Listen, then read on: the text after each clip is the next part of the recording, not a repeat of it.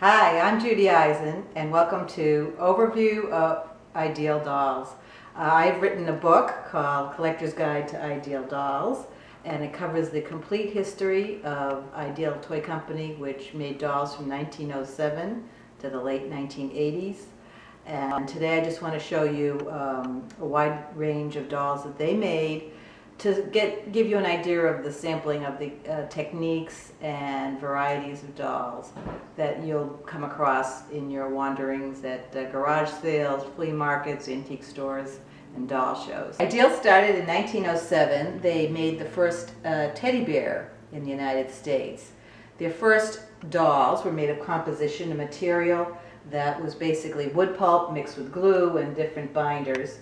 And as you can see, this little Ideal doll has a cloth body, and here's his cloth body, stuffed with a very hard material. His head is kind of sewn on, and these original clothes. These are original clothes, and he has sleep eyes. There you see how he goes to sleep. His arms are jointed, and so are his legs. So he's a very well-made doll. This doll particularly comes from the 1920s, and as you can see, his little romper outfit. So he's an adorable doll, and he, unfortunately, because he has crazing, which is very common with composition dolls, and what they call lifts, the paint has kind of deteriorated and flaked off. These dolls sell in the $100 to $150 range.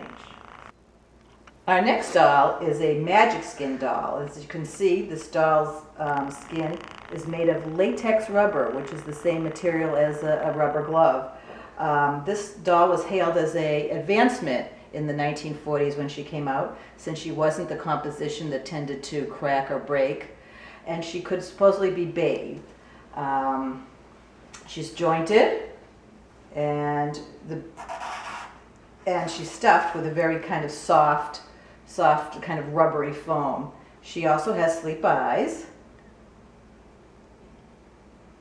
As you can see, the skin has darkened when it's exposed to light. This is her original color. Unfortunately, not many of these dolls survive since they kind of harden, because it's a natural, rubber's a natural material, so it hardens and breaks, unfortunately. So it's very hard to find these dolls in original shape.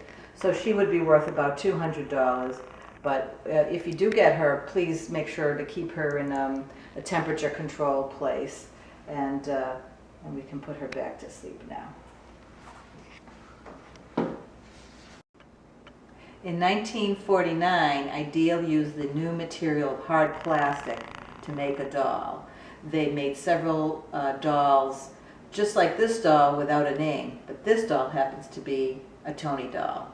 The other dolls were generic, but Ideal paid the Tony Home Permanent Company royalties so they could use the Tony Home Permanent name. And Ideal used the new material of DuPont nylon for her hair. So Tony's hair could actually be treated with a Home Permanent, which was basically sugar water. But the doll's hair could be washed, even though it was a wig, and it could be set in a Home Permanent. The doll sold thousands and thousands, even probably millions of dolls. This doll is a 14-inch doll. She's the smallest size, marked P90. Let's take a closer look. Here are the marks of the Tony doll, P90, Ideal doll, made in the USA. That's one thing about Ideal doll. They almost always mark their dolls, so you can tell Ideal dolls from other makers. Now, if we can see the close-up of the label, it says genuine Tony doll with nylon wig, and that was the big selling point. These dolls were almost virtually unbreakable. You could throw them down the stairs and they wouldn't break. That's actually how some of the testing was done at the Ideal Corporation. And this doll is she's wearing an original outfit, and notice the embossed cotton and the cute little rickrack at the bottom of the dress. This is very prototypic of the Tony doll dress. The designer was Mary Maidenbauer, who was the head dress designer for many, many years at Ideal. And of course, Tony has sleep eyes. Let's do a close-up so we can see. And here's her sleep eyes that you can see. Now, there was another size Tony doll. There were actually 4 different size Tony dolls. And here's a larger doll. This is the 16-inch one. And she's wearing basically a dress made of nylon, this new revolutionary material. And she's actually wearing an original dress and original shoes. Can we see the original shoes?